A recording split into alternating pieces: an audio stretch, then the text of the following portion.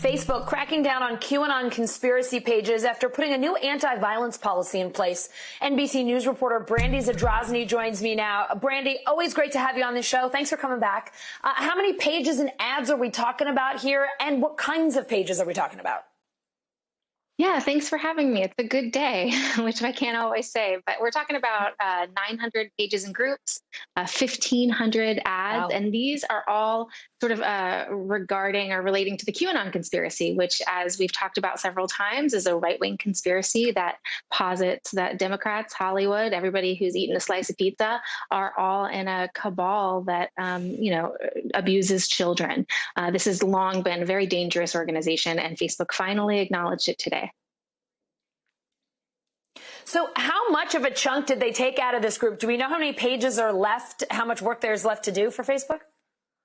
Yeah, well, what's interesting is that we reported on some internal documents last week that show that there were thousands of pages and millions of members in these groups and pages. So that was all borne out today, and we were proven correct, which is a great feeling. And it shows us that they are really taking it seriously. We know that there are thousands left, right? So those remain, and the policy really only relates to accounts that are discussing violence. So Facebook is really going to have to be on top of this. You know, a spokesperson said to us that, this doesn't mean that we've captured all of the ones that we want to restrict yet.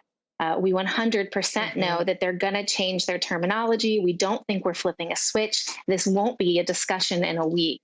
So they are serious about it, and they know that this is going to take a long time if they really want to stay on top of this dangerous organization. Yeah, it sounds like they really get the reality of it.